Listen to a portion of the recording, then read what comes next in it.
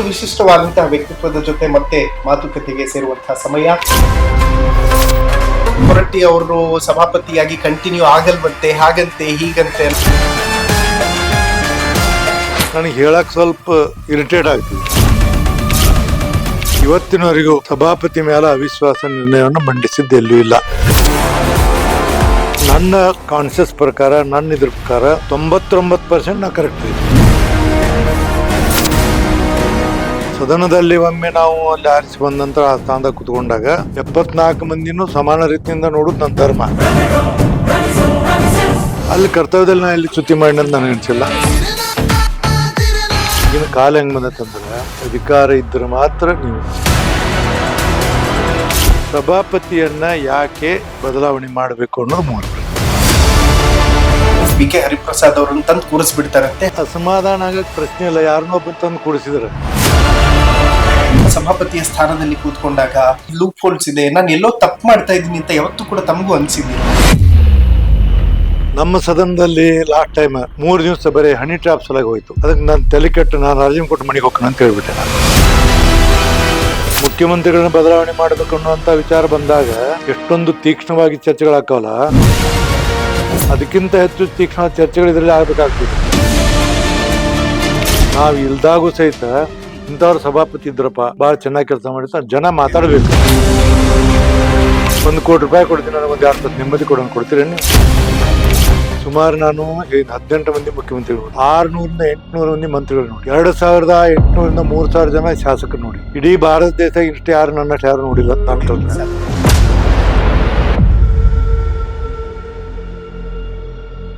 ಈ ಕಾರ್ಯಕ್ರಮದ ಪ್ರಾಯೋಜಕರು ವಿನಯ್ ಕುಮಾರ್ ತರೀಕೆರೆ, ಮಹಾಪ್ರಧಾನ ಕಾರ್ಯದರ್ಶಿ, ಬೆಂಗಳೂರು ಕೇಂದ್ರ ಲೋಕಸಭಾ ಕ್ಷೇತ್ರ, ಯುವ ಜನತಾ ದಳ. ಗೋಲ್ಡ್ ಲೋನ್ ಇಂಟ್ರೆಸ್ಟ್ ಎಷ್ಟು? 13,000 ಪರ್ ಮಂತ್. ಅಭಯನಲ್ಲಿ ಇವತ್ತಿನ ಗೋಲ್ಡ್ ಪ್ರೈಸ್ ಚೆಕ್ ಮಾಡಿದ್ಯಾ? ಇಲ್ಲ. ಅಭಯನಲ್ಲಿ ಗೋಲ್ಡ್ ಸೇಲ್ ಮಾಡು, ಗೋಲ್ಡ್ ಇಂಟ್ರೆಸ್ಟ್ ಸೇವ್ ಮಾಡು. ಅಭಯ ಗೋಲ್ಡ್ ಬಯರ್ಸ್. ವೀಕ್ಷಕರೇ ನಮಸ್ಕಾರ, ನೀವು ನೋಡ್ತಾ ಇದ್ದೀರಾ ಹಲೋ ಹಿಂದೂ. ನಾನು ಸೈಯದ್ ಹಿದಾಯತ್. ಇವತ್ತು ಒಂದು ವಿಶಿಷ್ಟವಾದಂತಹ ವ್ಯಕ್ತಿತ್ವದ ಜೊತೆ ಮತ್ತೆ ಮಾತುಕತೆಗೆ ಸೇರುವಂತಹ ಸಮಯ. ಬಟ್ ನನಗೆ ಹೇಗೆ ಈ ವಿಚಾರಗಳನ್ನು ಡಿಸ್ಕಸ್ ಮಾಡೋದು ಅನ್ನುವಂಥದ್ದೊಂದು ಸ್ವಲ್ಪ ಗೊಂದಲ ಇದೆ. ಗೊತ್ತಿಲ್ಲ ನನಗೆ ಅದಕ್ಕೆ ಹೇಗೆ ಉತ್ತರಗಳು ಸಿಗುತ್ತೆ ನನಗೆ ಅಂತ. ಬಸವರಾಜ ಹೊರಟ್ಟಿ ಅವರು ಸಭಾಪತಿಗಳು ನಮ್ ಜೊತೆ ಜಾಯಿನ್ ಆಗ್ತಿದ್ದಾರೆ. ಬನ್ನಿ ಮಾತಾಡಿಸ್ತಾ ಹೋಗೋಣ. ಸರ್ ನಮಸ್ಕಾರ, ಹೇಗಿದ್ದೀರಿ? ನಮಸ್ಕಾರ. ಬಹುಶಃ 1-2 ತಿಂಗಳ ಹಿಂದೆ ಸಿಕ್ಕಿದ್ವೇನೋ ಸರ್ ಮಾಡೋದಕ್ಕೆ. ಈಗ ನನಗೆ ಗೊತ್ತಿಲ್ಲ ಸರ್, ಯಾಕೆ ಈ ತರದ ಚರ್ಚೆಗಳು ಹುಟ್ಕೊಳ್ತಾ ಇದೆ. ಹೊರಟ್ಟಿ ಅವರು ಸಭಾಪತಿಯಾಗಿ ಕಂಟಿನ್ಯೂ ಆಗಲ್ವಂತೆ, ಹಾಗಂತೆ ಹೀಗಂತೆ ಅನ್ನುವಂತ ಚರ್ಚೆಗಳು ನಡೀತಾ ಇದೆ. ಪ್ರಸ್ತುತ ಅಂತ ಅನಿಸ್ತದ ಸರ್ ತಮಗೆ ಈ ಚರ್ಚೆಗಳು? ನನ್ನ ವೈಯಕ್ತಿಕ ಅಭಿಪ್ರಾಯವನ್ನ ನಾನು ನೋಡಿದ್ರೆ ಇದು ಅಪ್ರಸ್ತುತ. ಯಾಕಂದ್ರೆ ನಾನು ಸಭಾಪತಿ ಆಗಿನಿ ಅನ್ನುವಂತ ದೃಷ್ಟಿಯಿಂದ ಅದು ಹಿಂಗ ಅವಿಶ್ವಾಸ ಅಂತ ಬಂದ್ರೆ ನನಗೆ ಹೇಳಕ್ ಸ್ವಲ್ಪ ಇರಿಟೇಟ್ ಆಗ್ತಿದೆ. ಇರಿಟೇಟ್ ಯಾಕಂದ್ರೆ ನಾನು ನಿಮ್ಗೊಂದು ಉದಾಹರಣೆ ಹೇಳ್ತೀನಿ. ಇಲ್ಲಿವರೆಗೆ ಈ ಏನು ಸದನ ಹುಟ್ಟಿದೆ ಅಲ್ಲಿವರೆಗೆ ಸುಮಾರು 23 ಜನ ಇವತ್ತ ಮುಖ್ಯಮಂತ್ರಿಗಳಾಗ್ಯಾರ, ಸಭಾಪತಿಗಳಾಗ್ಯಾರ. 23 ಮಂದಿ ನೋಡಿ. ಮೊದಲ ಗುಂಡೂರಾಯರು ಮುಖ್ಯಮಂತ್ರಿ ಇದ್ರು. 1980 ಗುಂಡೂರಾಯರು ಮುಖ್ಯಮಂತ್ರಿ ಇದ್ರು. 60 ಕೂಡ 83-84 ರಾಮಕೃಷ್ಣ ಹೆಗಡೆ ಬಂದ್ರು. ಅವ್ರ ರೇಮಾನ್ ಖಾನ್ ಅವರು ಕಾಂಗ್ರೆಸ್, ಇವರು ಕಾಂಗ್ರೆಸ್ ಅಲ್ಲ, ಅವ್ರು ಕಾಂಗ್ರೆಸ್ ಜನತಾ. ಆದ್ರೆ ಅವ್ರಿಗೆ ಯಾವ್ದು ಅವ್ರನ್ನ ಕಾಂಗ್ರೆಸ್ ಆ ಪೀಠದ ಮೇಲೆ ಕುಂತ ನಂತರ ಕಾಂಗ್ರೆಸ್, JDS, BJP ಬರಂಗಿಲ್ಲ. ಅದು ಅವ್ರ ಆತ್ಮವಂಚನೆ ಮಾಡ್ಕೊಂಡು ಅಲ್ಲಿ ಮಾಡಿದ್ರು. ಆ ಸ್ಥಾನದಲ್ಲಿ ಕುಂತಾಗ ಅದು ಸಂವಿಧಾನ ಹುದ್ದೆ. ಈಗ ಹೈಕೋರ್ಟ್, ಸುಪ್ರೀಂ ಕೋರ್ಟ್ ಜಡ್ಜ್ಗಳು ಹೆಂಗ್ ಮತ್ತೆ ನ್ಯಾಯಾಧೀಶರು ಆ ತರ ಇರ್ಬೇಕು ನಾವು. ಇದೆ ಅಲ್ಲಿದ್ದಾಗ ಕಾಂಗ್ರೆಸ್ ಅವ್ರು ಬಂದ್ರು.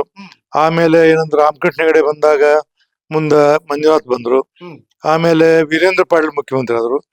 ಮಂಜುನಾಥ್ ಜನತಾದಳ ಇದ್ರು. ಆಮೇಲೆ ಬಂಗಾರಪ್ಪ ಬಂದ್ರು, ಮಂಜುನಾಥ್ ಜನತಾದಳ ಇದ್ರು. ಆಮೇಲೆ ದೇವೇಗೌಡ ಬಂದ್ರು, ಕಲ್ಮಲ್ಕರ್ ಕಾಂಗ್ರೆಸ್ ಅವರಿದ್ರು. ಆಮೇಲೆ ಇಲ್ಲಿ ಇದು ಕುಮಾರಸ್ವಾಮಿ ಬಂದ್ರು, ಸುದರ್ಶನ್ ಕಾಂಗ್ರೆಸ್, BK ಚಂದ್ರ ಕಾಂಗ್ರೆಸ್, ಯಡಿಯೂರಪ್ಪ ಬಂದ್ರು, BK ಚಂದ್ರ ಕಾಂಗ್ರೆಸ್ ಇದ್ರು. ಸಿದ್ದರಾಮಯ್ಯ ಕಾಂಗ್ರೆಸ್ ಬಂದ, DS ಶಂಕರಮೂರ್ತಿ ಅವರಿದ್ರು. ಆಮೇಲೆ ಯಡಿಯೂರಪ್ಪ ಬಂದ್ರು, ಪ್ರತಾಪ್ ಸಿಂಗ್ ಶೆಟ್ಟಿ ಇದ್ರು, ಬಸವರಾಜ ಬೊಮ್ಮಾಯಿ ಬಂದ, ನಾ ಬಂದೆ. ಇದು ಇಲ್ಲಿವರೆಗೆ ನನ್ನ ತಿಳುಮಟ್ಟಿವೆ. ನಾನು 45 ವರ್ಷ ಮುಗಿದಿದ್ದಂತ 1980 ಇಸ್ವಿಯಲ್ಲಿ ಫಸ್ಟ್ ಟೈಮ್ ಆರಿಸಿ ಬಂದಿರ. ಅಲ್ಲಿಂದ ಇಲ್ಲಿವರೆಗೆ ಸತತವಾಗಿ 8 ಸರಿ ಆರಿಸಿ ಬಂದಿನಿ ನಾನು. 8 ಸರಿ ಅಂದ್ರೆ 18 ಮಂದಿ ಮುಖ್ಯಮಂತ್ರಿಗಳು ನೋಡಿದ. 18 ಮಂದಿ 10 ಮಂದಿ ಮೇಲೆ ಸಭಾಪತಿಗಳು ನೋಡಿದ್ನಿ. ಮತ್ತ ಅದಕ್ಕಿಂತ ಹಿಂದಿನ ಹಿಸ್ಟ್ರಿ ನಾನು ಎಲ್ಲ ತೆಗೆದು ನೋಡಿದಾಗ ಇವತ್ತಿನವರೆಗೂ ಸಭಾಪತಿ ಮೇಲೆ ಅವಿಶ್ವಾಸ ನಿರ್ಣಯವನ್ನು ಮಂಡಿಸಿದ್ದು ಎಲ್ಲೂ ಇಲ್ಲ. ಒಂದ್ಸರಿ ಶಂಕರ್ ಮೂರ್ತಿ ಅವರು ಮಾಡಿಸಿದ್ರು, ಅದು ಬೇರೆ ಕಾರಣಕ್ಕೆ ಅದು. ಮತ್ತೆ ಅವ್ರ ಬಹುಮತ ಇದು ಗೆದ್ದು ಬಂದ್ರು, ಅವ್ರು ಕಂಟಿನ್ಯೂ ಆದ್ರು. ಬಟ್ ಕಾರಣಗಳೇನಂತಂದ್ರ ಸಭಾಪತಿ ಸ್ಥಾನದಾಗ ಕುಂತಂತವ್ರು, ನಾನು ಆರಿಸಿ ಬಂದು ಕೂತ್ಕೊಂಡೆ. 3ನೇ ಸರಿ ಸಭಾಪತಿ ಆಗುದು ನಾನು, 3ನೇ ಸರಿ ಆಗುದಿಲ್ಲ.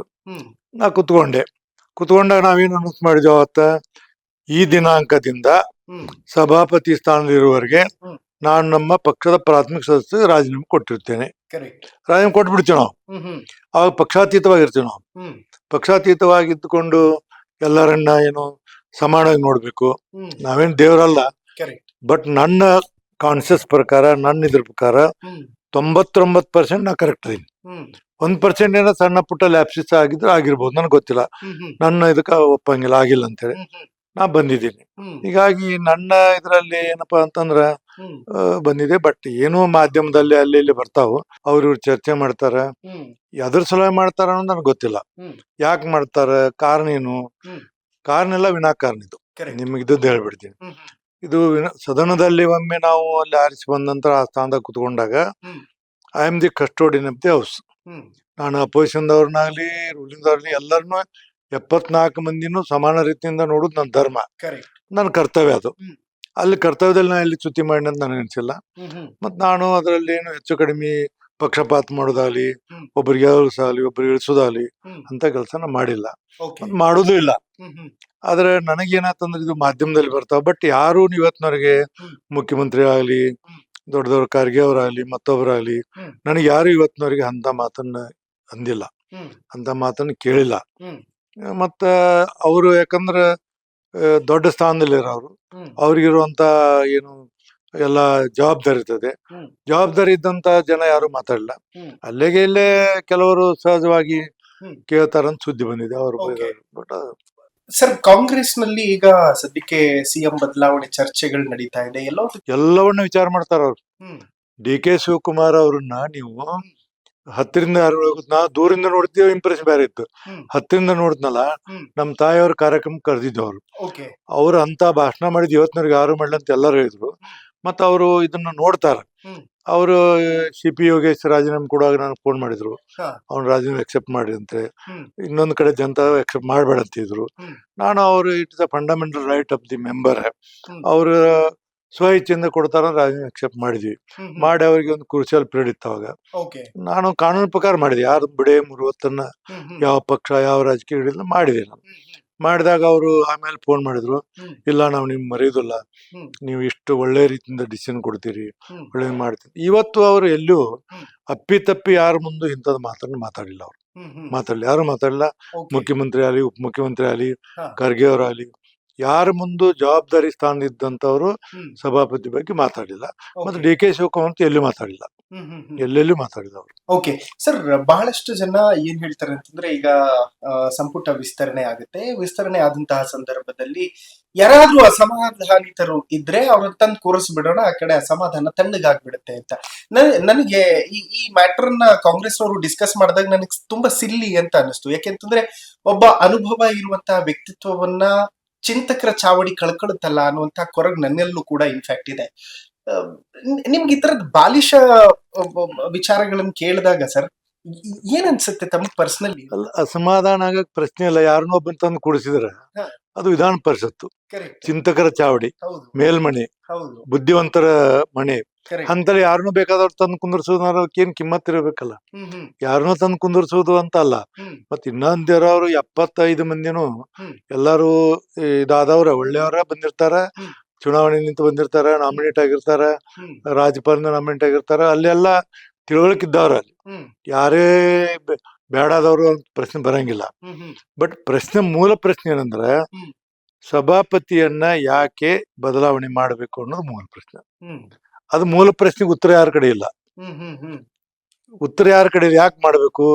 ಅವ್ರ ಕಡೆ ಒಬ್ಬನ್ ಸಮಾಧಾನ ಮಾಡಕತ್ತಂದ್ರ ಎಷ್ಟು ಮಂದಿ ಸಮಾಧಾನ ಮಾಡ್ತಾರೆ?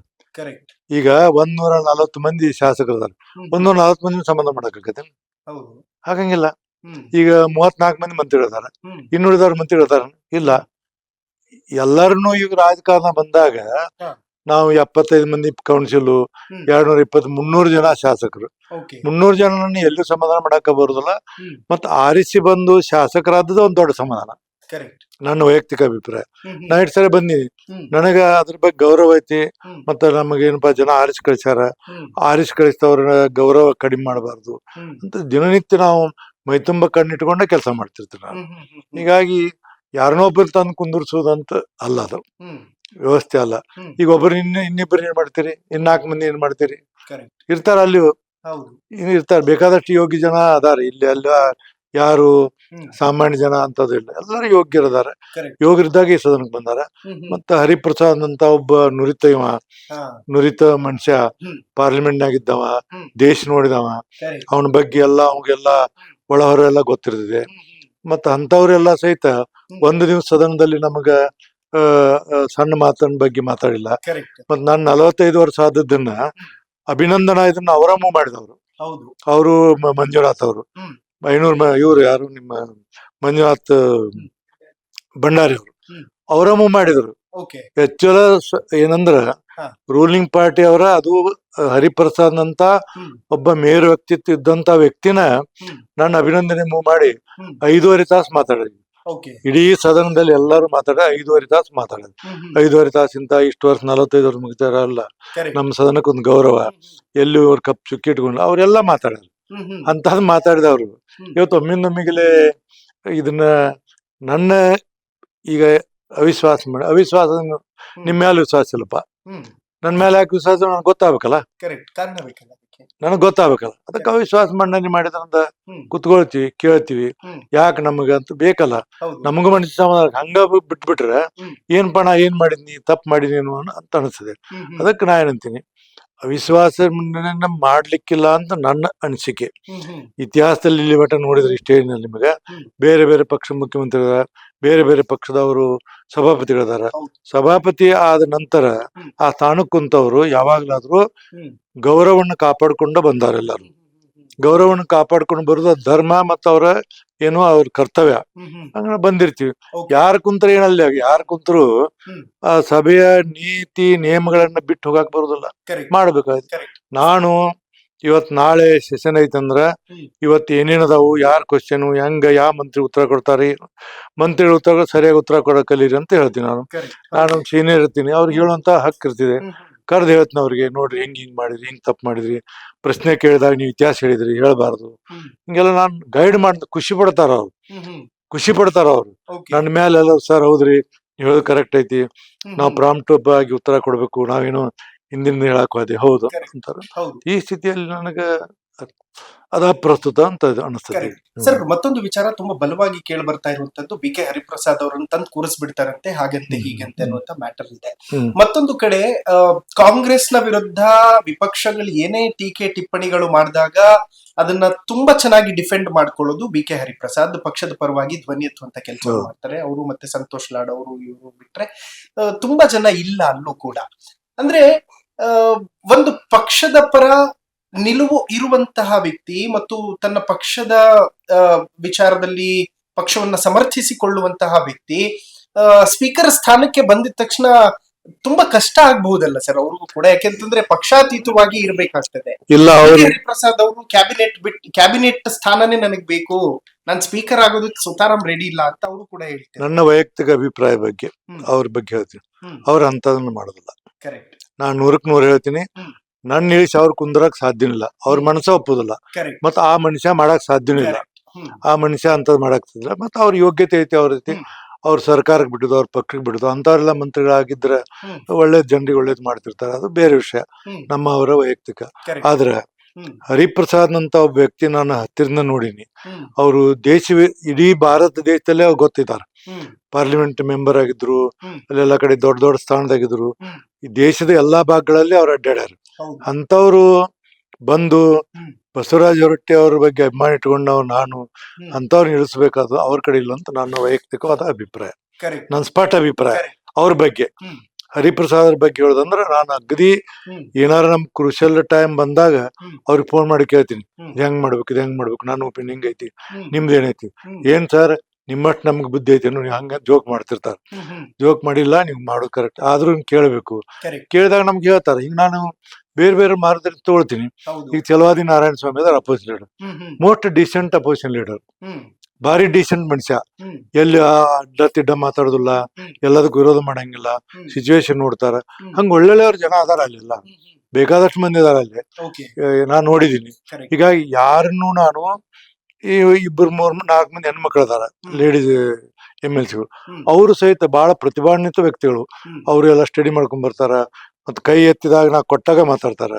ಇನ್ನು ಕೆಲವರು ಇರ್ತಾರ ಸದನ, ಒಮ್ಮೊಮ್ಮೆ ನಾ ಬಂದಾಗಿನ ಸದನ ಈಗಿಲ್ಲ. 1980ನೇ ಇಸ್ವಿಯಾಗ ಬಂದಾಗ ಒಂದು ಸೂಜಿ ಬಿದ್ದ ಸಪ್ಪಳಾಕಿತ್ತು. ಈಗ ಇಲ್ಲೂ ನಡೀತೈತಿ ಗಲಾಟೆ, ಸಭಾಪತಿ ಕೇಳಂಗಿಲ್ಲ, ಎದ್ದು ಬಿಡ್ತಾರು, ನಾನು ಜೋರ್ ಮಾಡ್ತೀನಿ, ನಡೀತಾವ. ಅವತ್ತಿನ ಸ್ಟ್ಯಾಂಡರ್ಡ್ ಅನ್ನು ಕಂಪೇರ್ ಮಾಡಿ ಇವತ್ತಿನ ಸ್ಟ್ಯಾಂಡರ್ಡ್ ಅಂತರ ಇದೆ, ಅದನ್ನ ನಾವು ಒಪ್ತೀನಿ. ಅಂತರ ಇದೆ, ಎಲ್ಲ ಕಡೆ ಬದಲಾಗಿ ಇಲ್ಲಿ ಬದಲಾಗಿದೆ. ಅದನ್ನ ಪ್ರಯತ್ನ ಮಾಡ್ತೀವಿ.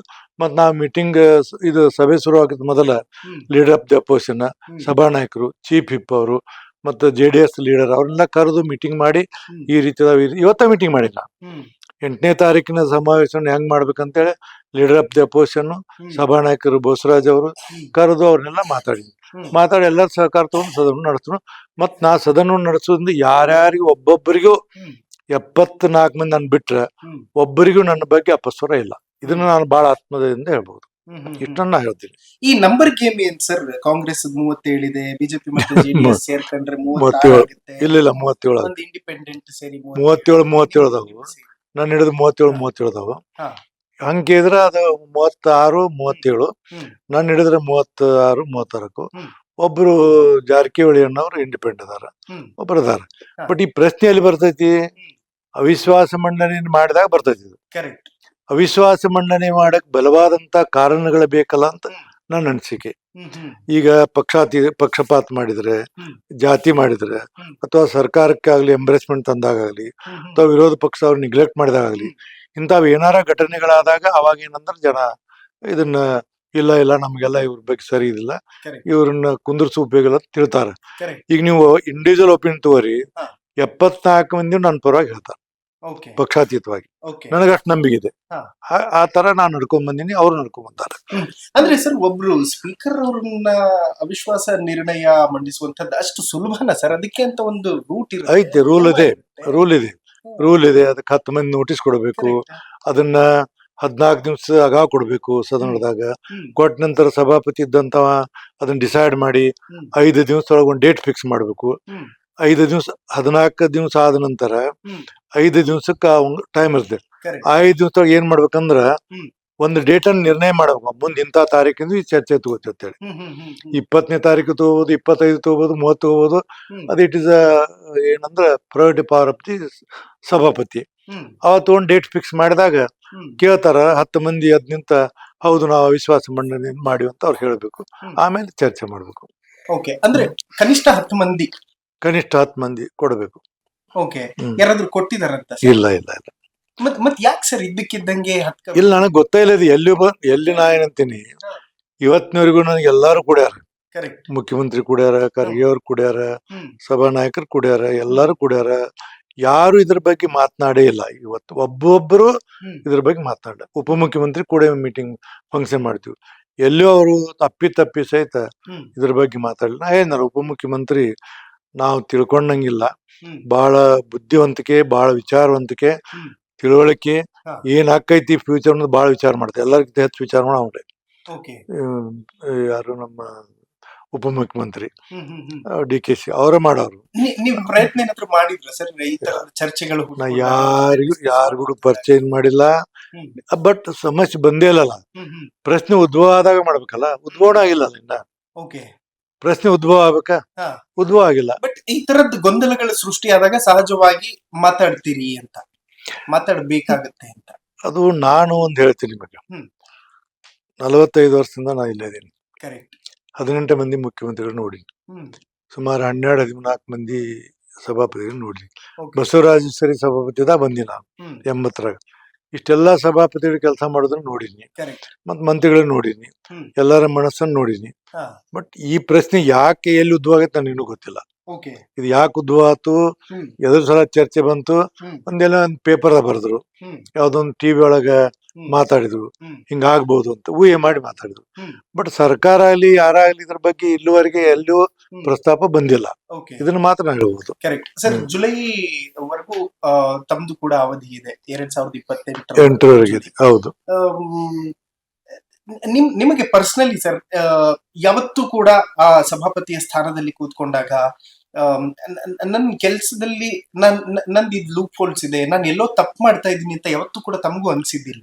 ನನಗೆ ಇವತ್ತಿನವರೆಗೂ ನಾನು ಹೇಳ್ತೀನಿ, ಎಲ್ಲೂ ತಪ್ಪು ಮಾಡಿಲ್ಲ ಅಂತ 100% ಹೇಳ್ತೀನಿ.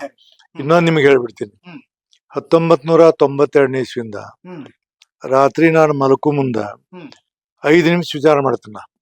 ಬೆಳಗಿನಿಂದ ಇಲ್ಲಿವರೆಗೆ ಏನೇನು ಮಾಡಿ, ನಾನು ಏನ್ ತಪ್ಪು ಮಾಡಿ, ನೀನು ಯಾರು ಏನು ಅಂದೇನೇನು, ಏನಾರ ಇಂತ ಘಟನೆಗಳಾದ್ರೆ ಎದ್ದು ಕೂಡಲೇ ಬೆಳಗ್ಗೆ ಫಸ್ಟ್ ಅವ್ರಿಗೆ ಫೋನ್ ಮಾಡಿ, ಇಲ್ಲ ನಿಮ್ಗೆ ನಾನು ಗಡಿಬಿಡಿಯಾಗಿದ್ದೆ, ಹಿಂಗ್ ಮಾತಾಡಿದೆ, ಹಿಂಗಾದ ದಯಮಾಡಿ ತಪ್ಪು ತಿಳ್ಕೊಬೇಡ್ರಿ, ಹಿಂಗ್ ಇಂಥ ಚಟ 92 ಮಾಡ್ಕೋತ ಬಂದೀನಿ ನಾನು. ಈಗ ನಮ್ದು ಸೆಷನ್ ಐತಲ್ಲ, ಅಷ್ಟು ಅಜೆಂಡಾ ತರ್ಸೀನಿ, ಯಾರು ಪ್ರಶ್ನೆ ಅದಾವು, ಮೊದಲನೇದು ಯಾರು ಕಾಲಿಂಗ್ ಅಟೆಂಡೆನ್ಸ್ ಐತಿ, ಅವನ್ನೆಲ್ಲ ನೋಡ್ಕೊತ ಬರ್ತೀನಿ. ಮತ್ತ ನಮ್ಮಲ್ಲಿ ಕ್ವಶನ್ ಹಾಕೋದು 15 ಮಂದಿ ಇರ್ತಾರ, ಲಾಟ್ರಿ ತೆಗಿತೀವಿ ನಾವು, ಯಾರ್ಯಾರ ಹೆಸರು ಬರ್ತಾವ ಅವ್ರವ್ರ ಸಬ್ಜೆಕ್ಟ್ ಬಂದಿರ್ತಾವ, ಮಿನಿಸ್ಟರ್ ಹೇಳ್ತಾರೆ. ರೂಲ್ 72, 330 ಇವನ್ನೆಲ್ಲ ಮಾಡಿ ನಮ್ಮ ಅಧಿಕಾರ ಇರ್ತೈತಿ. ಅವಾಗ ಯಾರಿಗೆ ಕೊಡ್ಬೇಕು ಯಾರಿಗೆ ಕೊಡಬಾರ್ದು ನೋಡ್ತಿರ್ತೀವಿ. ಇವತ್ತು ಕೊಟ್ಟವ್ರು ನಾಳೆ ಕೊಡಬಾರ್ದು, ನಾಳೆ ಕೊಟ್ಟವ್ರು ಎಲ್ಲರಿಗೂ ಚಾನ್ಸ್ ಒಂದೊಂದ್ಸರಿ ಬರೋ ಮಟ ನಾನು ಮತ್ತೊಬ್ಬರಿಗೆ ಕೊಡೋದಿಲ್ಲ. ಎಲ್ಲಾರ್ದು ಕೊಟ್ಟಂತವ್ರು ಒಂದ್ ಚಾನ್ಸ್ ಮುಗಿದ ನಂತರ ಟೈಮ್ 2ನೇ ಚಾನ್ಸ್ ಮತ್ತೆ ತಗೊಳ್ತೀನಿ. ಮಾಡಿದವ್ರಿಗೆ ಮಾಡೋದು, ಕೊಟ್ಟವ್ರಿಗೆ ಕೊಡುವಂತ ಪದ್ಧತಿ ನಾವು ಮಾಡಿಲ್ಲ.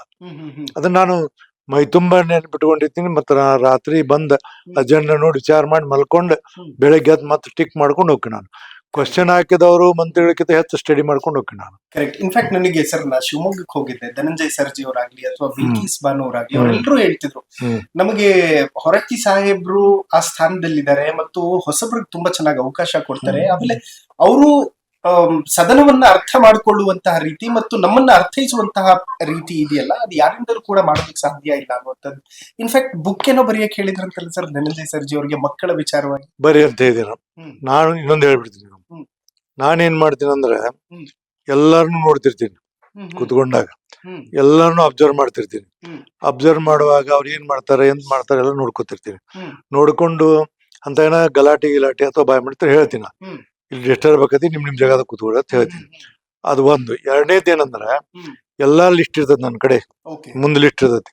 ಹೊಸ್ತಾ ಬಂದವ್ರು ಯಾರು, ಫಸ್ಟ್ ಬಂದವ್ರು ನಾವು ಸ್ಕೋಪ್ ಕೂತಿರ್ತಾರೆ, ಎದ್ದು ಮಾತಾಡಿ ನೀವು ಅಂತ ಹೇಳ್ತೀವಿ. ಹೆಣ್ಮಕ್ಳು 4 ಮಂದಿ ಹೆಣ್ಮಕ್ಳು ಅದ, 4 ಮಂದಿ ಹೆಣ್ಮಕ್ಳಿಗೆ ಹೆಸರು ಗುಂಡ ಕರಿತಾನ, ಹೇಮಲತಾ ಮಾತಾಡಮ್ಮ ಇದ್ರ ಬಗ್ಗೆ ಅಂತೀನಿ.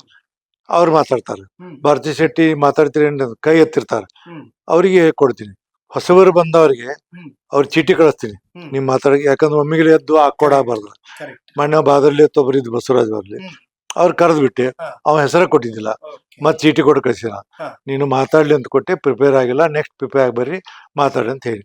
ಹಿಂಗ್ ನಾನು ಎಲ್ಲರಿಗೂ 1 to 1 ನಾನು ಸಂಪರ್ಕದಿಂದ ಎಲ್ಲರೂ ನನ್ನ ಮೇಲೆ ಪ್ರೀತಿ ವಿಶ್ವಾಸನ ಇಟ್ಕೊಂಡ. ನನ್ನ ಕಡೆ ಜಾತಿ ಪಕ್ಷ ಬರಂಗಿಲ್ಲ, ನಿಮ್ಗೆ ಆನೆಕ್ಟ್ ಆಗಿಬಿಡ್ತೀನಿ. ನನ್ನ ಕಡೆ ಎಲ್ಲೇ ಕೇಳಿ ನೀವು, ಈಗ ಬಲ್ಕೇಶ್ ಬಾನು ಅವರೆಲ್ಲ ನಾವು ಬೋಸ್ಟನ್ಗೆ ಹೋಗಿಬೇಕಾಗಿತ್ತು, ಎಲ್ಲಾ ಹೆಣ್ಮಕ್ಳನ್ನ ಕಳಿಸ್ಕೊಟ್ಟೆ ನಾನು. ಅವ್ರು ಯಾವ ಹೋಗ್ತಾರ ಲೈಫ್ದಾಗ ಪಾಪ, 3 ಬಲ್ಕೇಶ್ ಬಾನು, ಆಮೇಲೆ ಭಾರತಿ ಶೆಟ್ಟಿ, ಹೇಮಲತಾ ನಾಯ್ಕ, ಇವರೆಲ್ಲ. ಈಕಿ ಉಮಾಶ್ರೀ ಹೋಗಿ ಬಂದಿದ್ಲು, ಆಕಿನ್ ಬಿಟ್ಟೆ. ಯಾರ್ಯಾರು ಹೋಗಿದ್ರು ಅವ್ರನ್ನ ಬಿಟ್ಟ, ಹೊಸಬರನ್ನೆಲ್ಲ ಕಳ್ಸೀನಿ.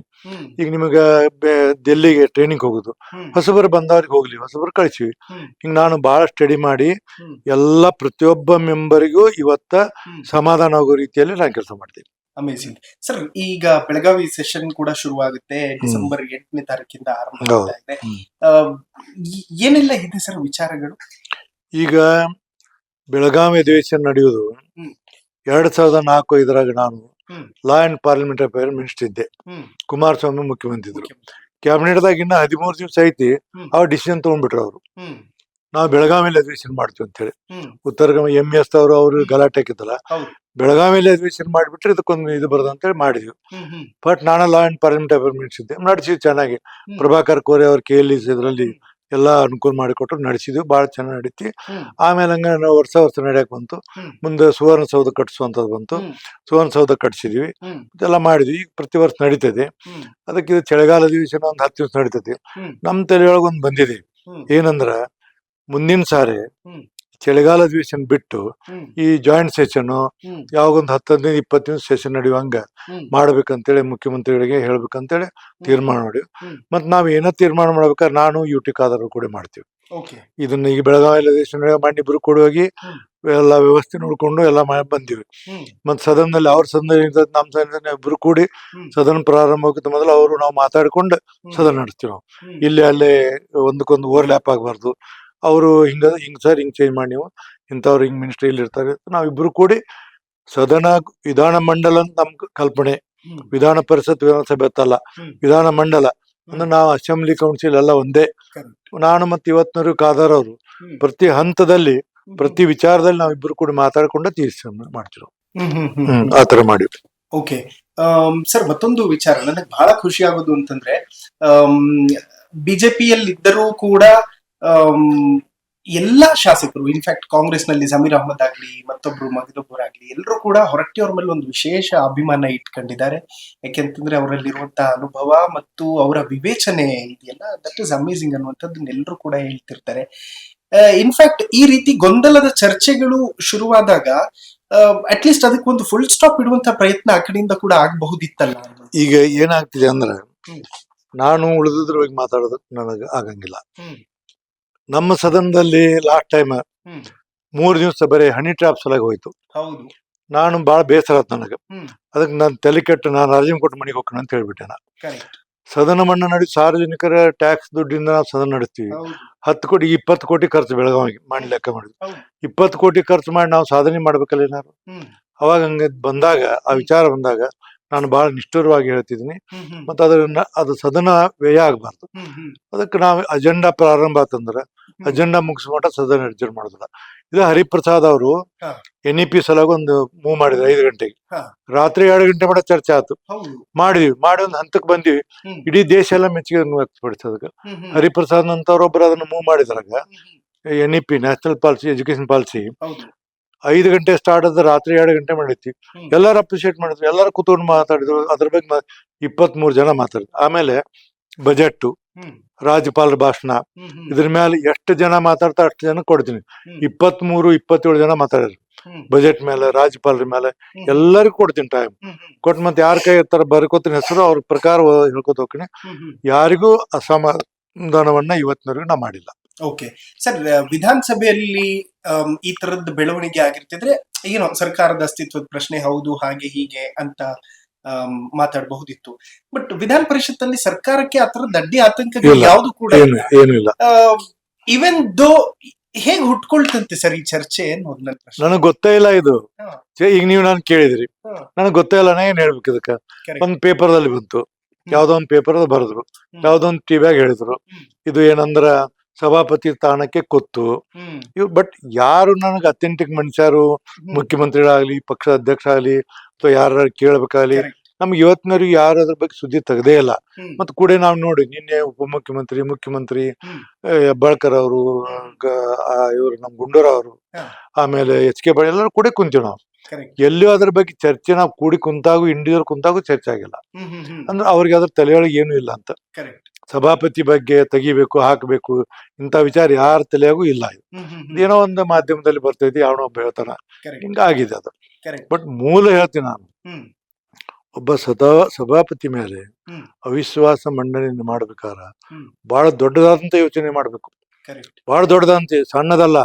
ಮುಖ್ಯಮಂತ್ರಿಗಳನ್ನ ಬದಲಾವಣೆ ಮಾಡ್ಬೇಕು ಅನ್ನುವಂತ ವಿಚಾರ ಬಂದಾಗ ಎಷ್ಟೊಂದು ತೀಕ್ಷ್ಣವಾಗಿ ಚರ್ಚೆಗಳಾಕವಲ್ಲ, ಅದಕ್ಕಿಂತ ಹೆಚ್ಚು ತೀಕ್ಷ್ಣ ಚರ್ಚೆಗಳು ಇದ್ರಲ್ಲಿ ಆಗ್ಬೇಕಾಗ್ತಿದೆ.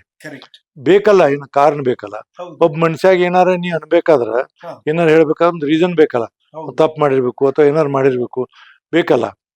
ಇದನ್ನ ನಾನು ದಿನನಿತ್ಯ ನಾನು ನೋಡ್ಕೊಳ್ತೀನಿ. ನನ್ನ ಆತ್ಮಸಾಕ್ಷಿಗೆ ಅನುಗುಣವಾಗಿ ನಾನು ಏನ್ ಮಾಡೀನಿ, ತಪ್ಪು ಮಾಡೀನಿ, ಸದನದಲ್ಲಿ ಏನಾರ ಆತನು ಯಾರಿಗೊಬ್ರು ಬೈದೆ, ಬಾಳ ಗಲಾಟೆ ಮಾಡತ್ಕೊಂಡು ಏನೋ ಒಂದು ಬೈದಿರ, ದನ ಕಾರ ಮಾಡಿದೆ ಕುತ ಅಂತ ಬೈದಾಗ ನನಗೆ ನೆಕ್ಸ್ಟ್ ಡೇ ಅದು ಒಂದು ಫೀಲ್ ಆತು.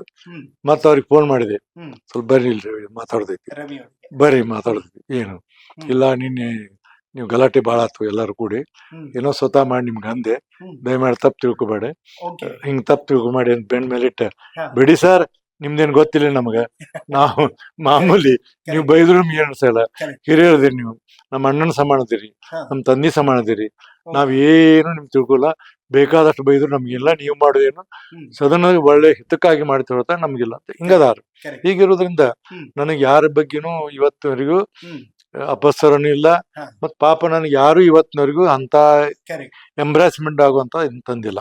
ಪ್ರಶ್ನೆ ಕೇಳ್ತಾರು, ಅಡ್ಡಾಡಿ ಕೇಳ್ತಾರು, ಹ್ಮ್ ಅವಾಗ ನಾ ಹೇಳ್ತೀನಿ ಇದು ಪ್ರಶ್ನೆ ಸರಿ ಇಲ್ಲ, ಹ್ಮ್. ನೀ ಮಾತಾಡೋ ಸರಿ ಇಲ್ಲ, ಕಡತದಿಂದ ತೆಗೆದಾಕ್ನ ಅಂತ ಹೇಳ್ತೀನಿ. Okay. ಕಡತದಿಂದ ತೆಗೆದು ಅಲ್ಲಿ ಇರೋದೇನಂದ್ರೆ ಹ್ಮ್. ಯಾವನೇ ಒಬ್ಬ ಸದಸ್ಯ ಏನೋ ಮಾತಾಡಿದ ಅಂತೇಳಿ ಹಾ. ಮಾತಾಡಿದಾಗ ಹ್ಮ್ ನಮಗಿರೋ ಅಧಿಕಾರನ ಕಡತದಿಂದ ತೆಗೆದಾಕೋದು ಕರೆಕ್ಟ್ ಅಥವಾ ರೆಕಾರ್ಡಿಗೆ ಹೋಗ್ಬಾರ್ದು ಅಂತ ಹೇಳೋದು. ಹ್ಮ್ ಅದಕ್ಕಿಂತ ಅತಿ ಆತಂದ್ರೆ ಹ್ಮ್ ಸದನ ಬಿಟ್ಟು ಹೊರಗೆ ಹಾಕೋದು. ಕರೆಕ್ಟ್ ಅದೊಂದು ಇದೆ ಅಸ್ತ್ರ. ಮತ್ತೆ ಇವತ್ತು ನಾನು ಯಾರನ್ನ ಹಾಕಿಲ್ಲ.